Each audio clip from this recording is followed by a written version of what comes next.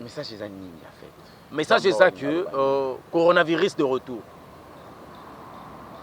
Coronavirus de retour avec force et énergie. Et zongi et zonga mabe pour les candidats là. On dirait que c'est un coronavirus de retour. Qui suis-je? Dis-nous c'est la publicité. Annonce et un message et un massage. Problème na biso lilobe swaka. O biso to bimisaka yango ka eswaka. Papa na yebisa coronavirus zonga de retour avec force. Yamabe, il faut qu'on se prépare. Heureusement que biso na Congo y a parce que awa ndesuko ezo ya ko ravager. Parce que le Congo, il y a un hôtel, il y a Chera. Amérique que j'aime beaucoup, apôtre Léopold Mutombo, Azarana Didier Maemba. D'ailleurs, Didier Maemba, c'est un vieux à moi que je respecte beaucoup. Dans mon ipeli sousou, papa n'a pas kabundi wale ça. Hier, Azaki na venanga bongos na pesi mbote. Aujourd'hui, na moni a participé. Mutombo ba komo ndimi balé. Hier, kutu nazo copier Didier Maemba à 100%. Ba pasteur ba comment na ba porte-parole na bango na ibiti ça ba porte-parole il y a message tu vas ba porte-parole ba pasteur. Merci. Mais il faut pas reconnaître le komoko o basala kawana c'est les eza bilo moko pirement charnel. Il est le porte-parole d'un pasteur. À se retrouver na terrasse, c'est que pasteur passe dans la boîte. Ba tourner ba éviter. Comment est-ce que mutazo vivre na kata ki paganisme bozo benga grand pasteur? Ça c'est un péché. Mouta il faut témoigner dans la grandeur, c'est éternel Dieu, par la conviction de l'Esprit Saint. Nous avons témoigné qui va Job. Job n'a sur la terre, n'a pas Job moutonné.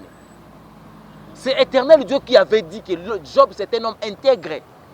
Bon, on va tout ça mal roi porte-parole. Nous avons frappé bino. Et c'est normal que vous êtes là pour ne pas avoir la gloire. Mais bon, ça faut évangéliser. Ça faut évangéliser pasteur.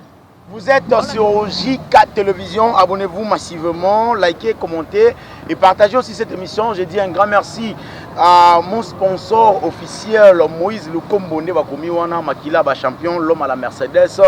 Il séjourne en Toulouse. Bon séjour à Toulouse, Moïse Lukombo Makila champion.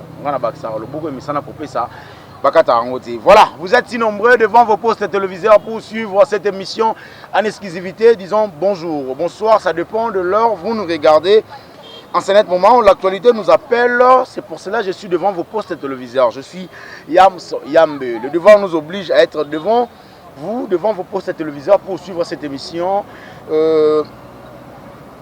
La profondeur appelle la profondeur. Yesunde Mokonzi, Yesumobikisi, Nzambe Likolo, Abanzambe, Likolo, Nzambe Mousso Azalité. Un grand merci na bandeko nyonso ba otala biso, mbote na bino bisika bozali. Na Oele, Bawele, Sankuru, na pesi bino mbote na Bujumbura, kuna isika bandeko bazali ba Congolais na pesi bino mbote. Na pesi mbote na ba Congolais baza partout dans le monde, na Québec, na Washington, na mbote na bino, na Ottawa, na Yemen, mbote na bino, bozé belé. En tout cas, le bourg est messana qu'on peut s'abattre en côté. Sur le bourg, on peut s'abattre à terre. Bon, on s'en même toi peut s'absorber ma bon moi. Tout ça la nini. On peut s'agarrer le coup, mais pas en Zambé, tout pas mbolanto, coup mis en Zambé. Je suis pas seul aujourd'hui. Je vais parler de la religion. Je suis avec l'évangéliste Elonga. C'est avec lui qu'on va essayer de parler. Carte sur table, noir sur blanc. Tomeka solo la makambo en Zambé. Comment ça se passe? Déjà, j'ai dit bonjour, papa évangéliste Elonga. Bonjour, mon frère Yamsiam. La profondeur appelle la profondeur. Bonzambe bengara, mozindo bendara mozindo, c'est ça.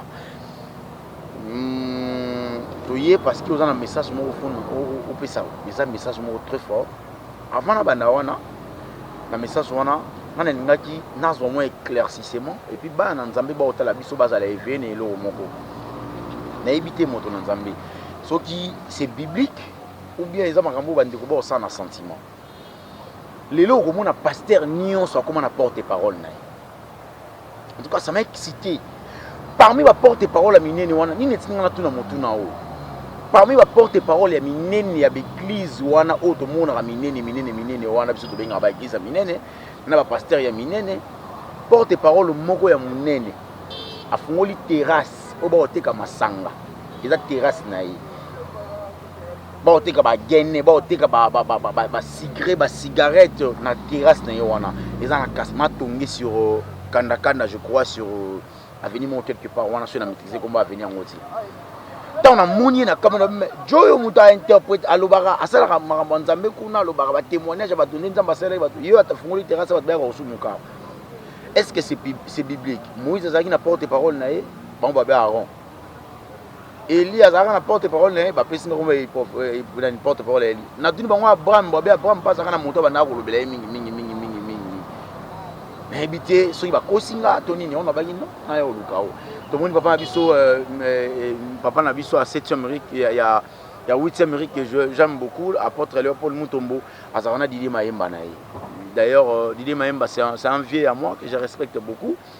Na moni pe lisusu papa na biso kabundi walesa hier azaki na venanga bongos na pesi mbote aujourd'hui na moni abakisi pe mutumo ba komondi mi balé ye kutu ndazo copier Didier Mayemba à 100%.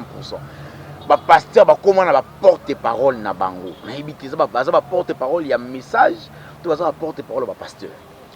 Merci pour la question. D'abord eza biblique na yebi que tant soi-disant ba répondait que balobi que Élie pas na porte-parole. Élisée n'a jamais été étant porte-parole à Élie. Non. Élisée était au service d'Élie, Élie était au service de l'Éternel. Mais il faut pas reconnaître le comment encore. Au basala kawana c'est les eza bilo moko pirement charnel.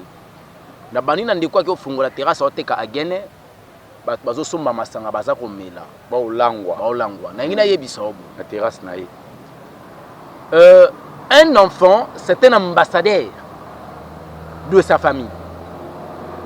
Le fils digne du pays, de notre pays, la RD Congo. Oh lelo bazali ba diplomate baza ba ambassadeur bisika baza ba représenter RDC. Le lenge na bango ya ko vivre ndeza ko leksa le lenge ba congolais so ba vivre ka. Donc tant moment déjà moi na bimi bongo azali soi-disant bon. Il est le porte-parole d'un pasteur. À se retrouver na terrasse, c'est que pasteur passe na ba boîte. Ba tourner ba éviter. Oui, nga zana pasteur mon andé ko courtoyer pour ne pas n'attend combat pasteur mais n'attend quand même papa nanga vie nanga que je respecte beaucoup papa Ilous anda azalaka gérant ya boîte moko na ville boîte ya café Etienne Timanga. C'est un vieux que je respecte beaucoup tant ba longo pas ya chez Tembaka imbe ba yo sala boîte wana na sima même ligne côté soki maman na ngate ka ba bazan je maîtrise pe kombo na boîte mo ezaki na ba tcha ba dauphin mi balé so le place on ba tcha ba dauphin mi balé boîte mo ezaki na VIP night club VIP. Est-ce que ça n'a DJ Obama anda ko beta musique Ezaki ya nani ezaka ba café Etienne Timanga mais muto banda ko gérer yango ezaka papa Ilous aza na benga ina bité na lo ba attaché de presse tout aza vraiment donc lié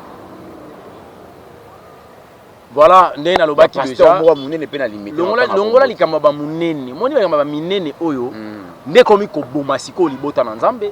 Et comme il bande wana bazo bikate suka na bango ba se retrouver na lifelo. Comment est-ce que mutazo vivre na kata ki paganisme bozo benga grand pasteur? Ça c'est un péché. Papa. Mutazo il ko témoigner mutu dans la grandeur c'est éternel Dieu par la conviction de l'Esprit Saint. Nzambe tanga témoigner ki ba Job na sur la terre na benga Job mutu monene. C'est éternel Dieu qui avait dit que Job c'était un homme intègre. Quand David faisait du n'importe quoi, David vivait sur la terre. Qui avait honoré David? Dans Nzamba honoré David, l'homme c'est l'homme en cœur. Tous ces pasteurs-là, ma porte-parole, il faut revoir bien leur conduite. Bango basa porte-parole en Zambé, c'est eux qui prennent la parole de l'Éternel pour aller propager partout dans le monde. Comment est-ce que Bango va nommer sous Batou, Bamzora Malouba na Bango? Donc Bango va Zambé. Nous connaissons la benga qui est pasteur, a bengi prophète, a benga apôtre, a benga évangéliste. A yebisa ki biso kende na bengo boyepe benga mutu mususu. Mutu wana koma ko lobela yo na place na yebite na. Bon, ce sont otali par exemple bande ko na biso limité ba porte-parole wana ne bazala wana. Ba lobela Nzambe te. Basala ka publicité na marketing ya pasteur. Or, ceux qui bazala ki na service Nzambe eux pouvaient faire que le marketing Yanzambe et puis publicité à Jésus-Christ. Bango bala ki sara biso ndenge pasteur en sala bikamwa. Mais bala ki sara biso te ndenge Jésus-Christ de Nazareth azobi ki sabato à travers un homme de Dieu. Voilà pourquoi je te dis que c'est quelque chose qui n'est pas biblique. Ce sont des choses qu'on appelle l'apostasie. les abominations c'est koti na kati ya makomi na Nzambe et c'est koti na kati ya tempelo. Je conseillerais na ba pasteur, ba apôtre, ba docteur, ba prophète, ba évangéliste. Bolongo na batu nyonso batema le roi porte-parole. Nzambe va frapper bino. Et c'est normal que vous êtes là pour ne pas avoir la gloire. Mais bon, baza ko évangéliser. Te, baza ko évangéliser pasteur. Ba on ça va tout la grandeur d'un homme. Yango le tourno benga ba grand pasteur. Et ça parce que la publicité, la bango les kamakas. Et ça la publicité à Jésus. La puissance de l'Esprit, c'est mon en a raté. Mais la puissance des hommes, soi-disant de Dieu, n'est comme c'est là où ils sont au thème, là-bas, acte. Balobi n'a pas condamné les hommes. Comprenez? Yebi Sangaï. Babenga pasteur, l'homme de fée, l'homme de Ninyoyo, l'homme de Nini, Nasuka na yango, basali montage. Avec ba son, au monde na ba image, ba expliquer comment pasteur, na grandeur na ba dimension. Papa, na loba na Nzamba honoraki Gédéon. Abenga ye l'homme, abenga ye le vaillant héros. Et lobinde kunanga bakenda. Gédéon abunda tabitumba quartier té. Nzamba benga Jérémie, le prophète des nations. Ana li maman bango. C'est comme ça. Tika molimo santo c'est la marketing na yo. Tika molimo santo a propagé combo na yo. A même la dimension mais et non les hommes. Ce que batongo le baromi ko sala babar na ba terrasse. Porte-parole, a sali bar na terrasse. Batukuna ba aux évangélisation. To ba olangwa masanga. Yo talinga ba mona ya tate. Ata ba moni eteza ya ye. Ce que mbongo ane utaki wapi? Tamusuna dim, tamusuna ba offrande.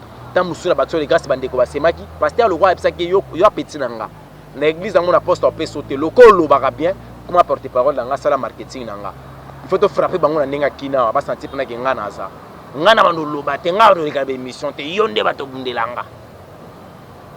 Ce sont des choses purement mondaines. Nous avons pas mbola sankara des comptes alors parce qu'à 8 ans on à l'école et Moussa lo ya salaki. Le loi est une église. Je cherchais les mondes, je le trouvais dans l'église. C'est ce que dit le pasteur. Aujourd'hui, frère Patrice Payembango. Patrice, le pasteur, frère, c'est un bon frère parce que c'est un autre frère, mais c'est un pasteur. Patrice Mousso Congo. Ah oui, voilà. Il a trouvé l'église, il a trouvé le monde dans l'église. Ouais. Là où se retrouve maintenant, qui s'encarre continue à 4 églises, Blaise et Lemé continue à 4 églises. Si ozoyoka entre les porte-paroles ba jeton oyawa na 40e ri kuna botondi sarate obino na 18e kuna kutu église bango batondi saraba nani tala Jésus-Christ de Nazareth, Jésus-Christ le maître alobaki là où 2 ou 3 sautent ensemble à mon nom je suis au milieu d'eux azaki na poste ba multitude de tel lokola weranson. Un pasteur mon côté na Congo a ça la plein au leka wera. Ngape na sa marketing a wera te na olobaka. Mais le plus grand problème, tout se plaint bozo sala. Na suka na ngoso ki batuana bosali bango ba yekole a Jésus te eza perte. Même yo pasteur récompense na royaume des cieux aux alate. Bango bazo luka ba plein pour offrande ata lobika $1 à se retrouver. À se retrouver ouais. Problème na bango ba sala évangile à libumu. Évangile à poche. Évangile à intérêt individuel. Voilà. Mais et non pour aller former les gens. Beaucoup de la prière intense, c'est une bonne chose. Mais un homme animal, à ta prière, prière à Mosumu qui n'a pas de Nzambe et à Makelele. Mais quand on se imagine, Mosumu quand ça prière il y a 2 heures, 3 heures du temps. À Kaza doué na prière, doué na kobo, doué na prière, doué na koina. Mais tina ya eza nini? Toko talo na biloko basala kawana te. Toko tisabatu lola soki bato bakomi ba chrétien, bakomi kotembola na obanga Nzambe, c'est par là les gens. Dans une probabilité en côté dans le royaume des cieux. En mettant à respecter la parole de Dieu.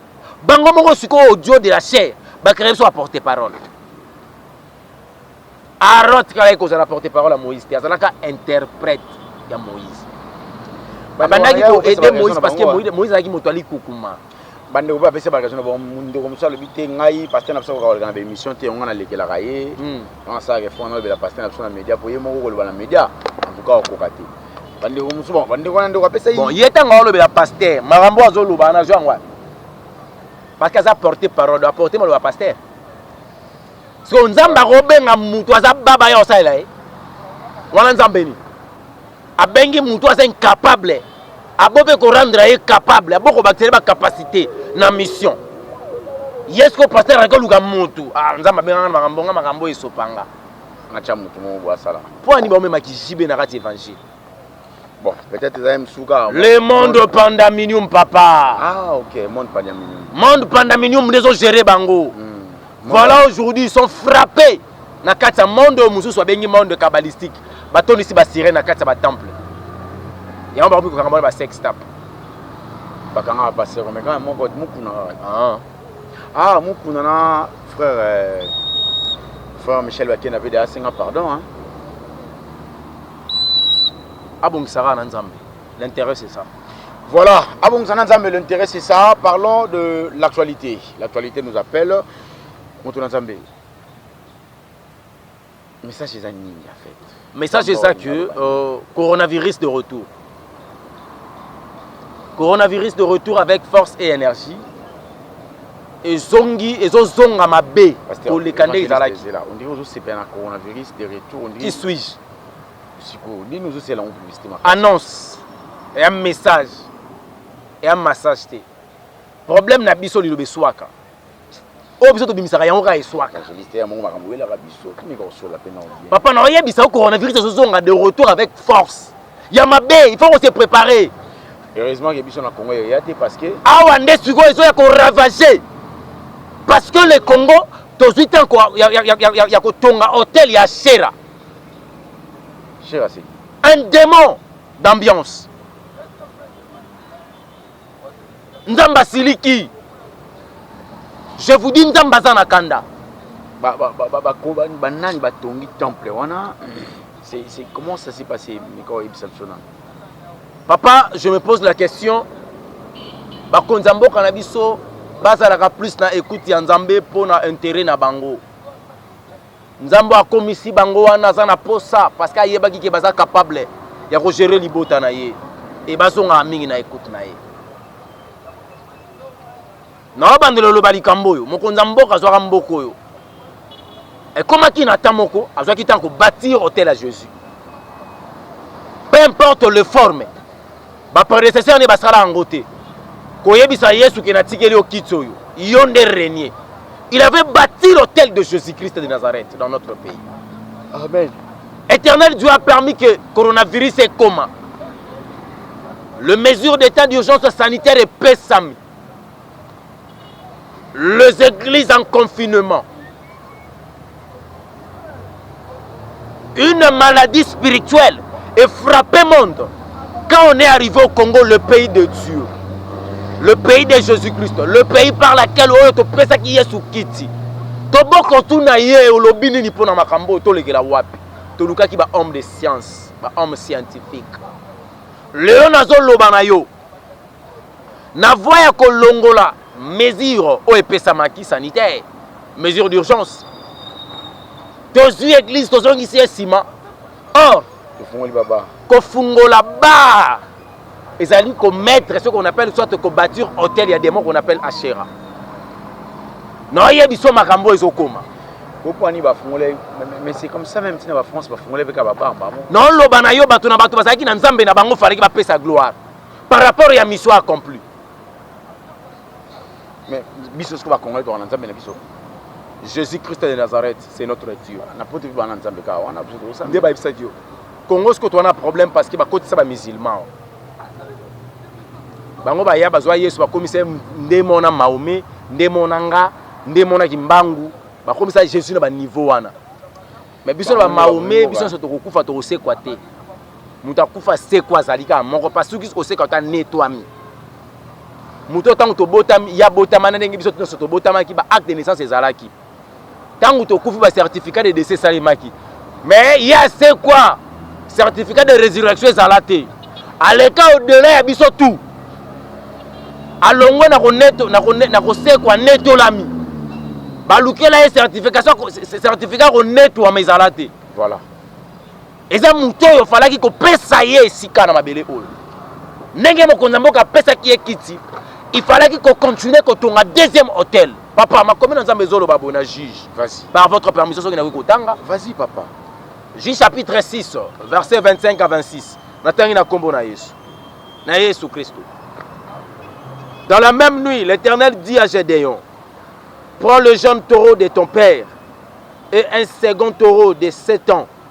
Renverse l'autel de Baal qui est à ton père et abat le pied sacré qui est dessus.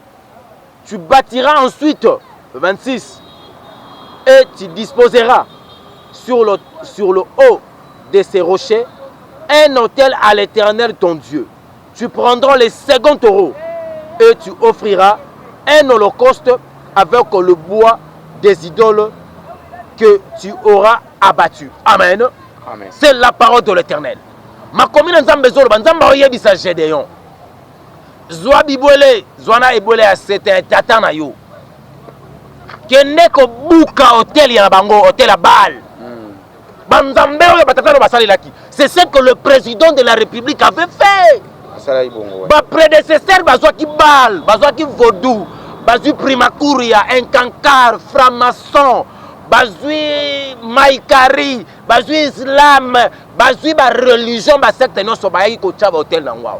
Ya buki atongi à Jésus. Après avoir kobuka, maintenant tongo tonga ya Yesu. Papa, kolor senga na Gédéon awa. Atongela pesu nzambe temple hotel. Problème etikala ki tango makambo ya ba mesures sanitaires elongwaki. Il a fallu biso ba Congolais avec notre père qui est le président de la République kotonga siko deuxième hôtel. Il y a ouverture, il y a des confinements. Oui. Et ça uniquement dans mon Nzambe. Oui. Parce que c'est éternel Dieu qui a épargné le Congo.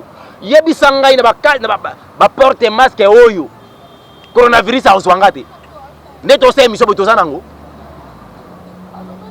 C'est éternel Dieu qui nous a protégés. Et c'est ma produit, il y a une riposte. Ma mesure de barrière au tout ça qui a été parce qu'il a été ravagé malgré ma mesure. Maintenant, il y a un zozonga. Il y a un commençons avec force. Je vous demande dans l'église de l'Éternel. Je vous demande dans le vrai serviteur de l'Éternel. To sangana lokola moto moko. Soki message boko komisa lango ba konzi ya mboka. Bo pesa biso temps. To bo mamboko na makila Yesu. Totongela nzambe temple. Temple on sque aux alaka ya église de réveil te aux abato nyonso. Tolo bano ya ba chrétien. OK. To négocier te ba chrétien na ba religion te. Nous ne sommes pas des religieux. Ce qui encore la pesi bango message c'est une bonne chose. Alors yebisa bango nini ba osala. Nenga pesi biso l'église de réveil. Soit nenga pesi biso ba chrétien. Parce que nous sommes la famille de Jésus-Christ, la famille de Dieu. Le moment est arrivé. Avant que Corona Bandako ravager cette fois-ci dans Mboko. À cause du juste Congolais, le Congo a été épargné. Voilà pourquoi je vous demande. Je vous demande le serviteur. Je vous demande le serviteur. Le moment est arrivé. L'église de Dieu. To livrer Mboko na makila Yesu. To tongela nzambe temple. Au moins stade de martyr. Makile gangaka. Et ba tuba boma. Si ba pesa ngo stade de martyr. Parce que ça stade ba tuba kufa wana. Martyr ba kufa wana. Ba boma ba to no kanga ba tuba singana kingo ba boma ba tu wana. Interroger l'histoire au Koyoka ki Mobutu boma ba tu place wana. Et les sons des Congolais place wana za ko ganga. Tozonga wana, tozonga wana. Par la permission des autorités. Pour bâtir un hôtel de Jésus-Christ. Une fois de plus pour sauver le Congo. Ce qui est salité. Où est l'active mesure d'urgence? Mais aucun confinement. Le Congo n'a jamais été dans confinement, à part Gombe. Le Congo n'a pas aucun confinement.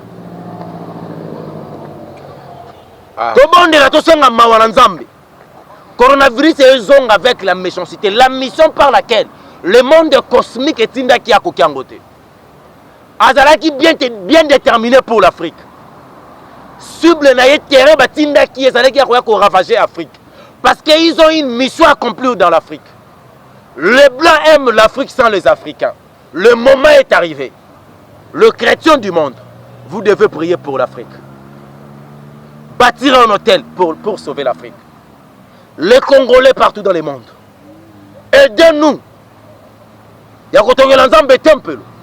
Et il y a un hôtel et Jésus-Christ dans notre pays. Pour sauver le pays. L'évangéliste Roger Baka. Le message est passé. On est tout un cas comme il y a un pasteur rebelle, un pasteur Denis ici. Natisi Golobatin, Azara pasteur, Azara frère. Mouto Bengi pasteur. D'accord. Pasteur parce qu'il y a aussi Golobaki a confessé ma bébé Salaki. Donc il n'a jamais été dans le vrai. Comme il a eu le temps de confesser, il est devenu un enfant de Dieu. Voilà. Nouvelle créature. Donc Azoni n'a pas. Évangéliste Kizamina Kivila. Papa Abisso, papa frère de Nile Salobaki Batunyo sur Tanga wana baba criminel. Je peux jamais inviter le criminel au nom de se convertir te ko bongo la motema pe. Na kati ya makambo ya bonganga ya Nzambe. J'invite le serviteur. Le prophète Gloria. Ah ouais, c'est un serviteur de Dieu. Le pasteur Guy Mavambu, je vous invite. Ah OK. De venir.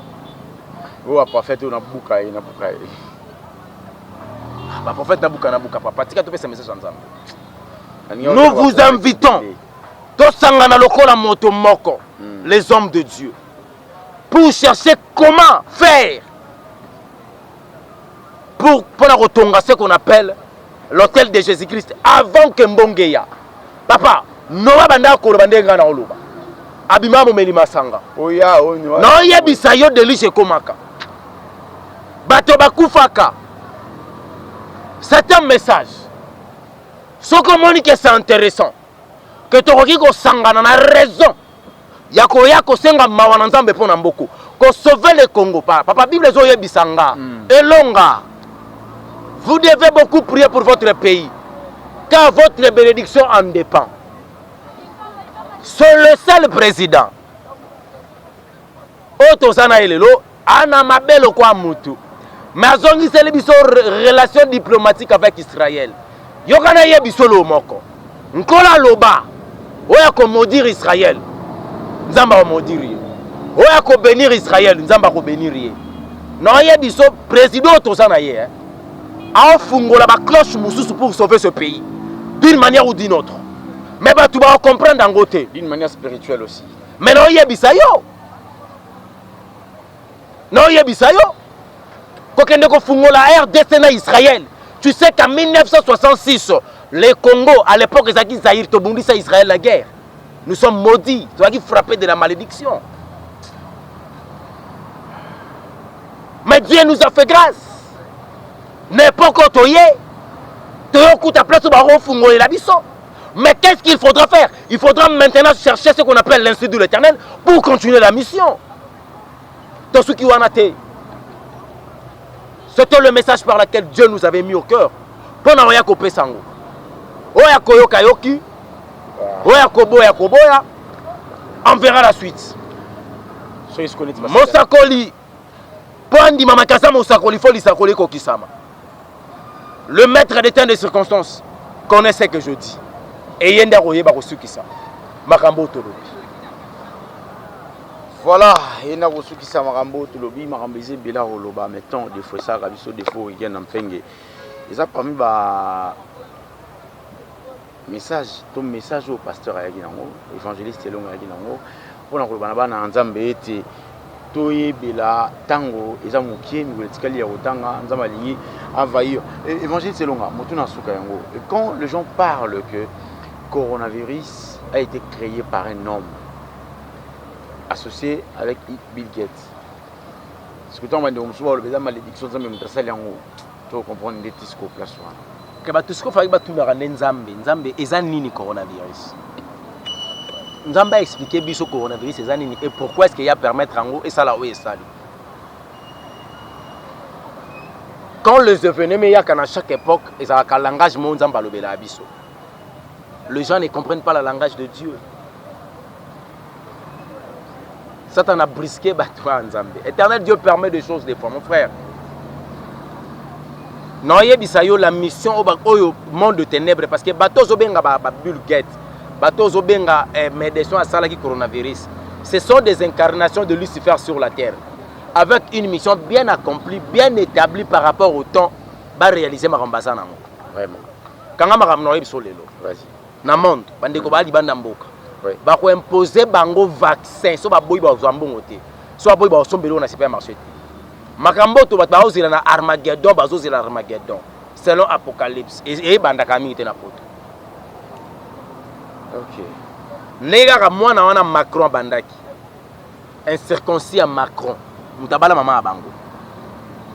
Ke ko ba soki africain boy ko za vaccin en comme na Schengen te. Ngana lobaki le Congo l'équipe France.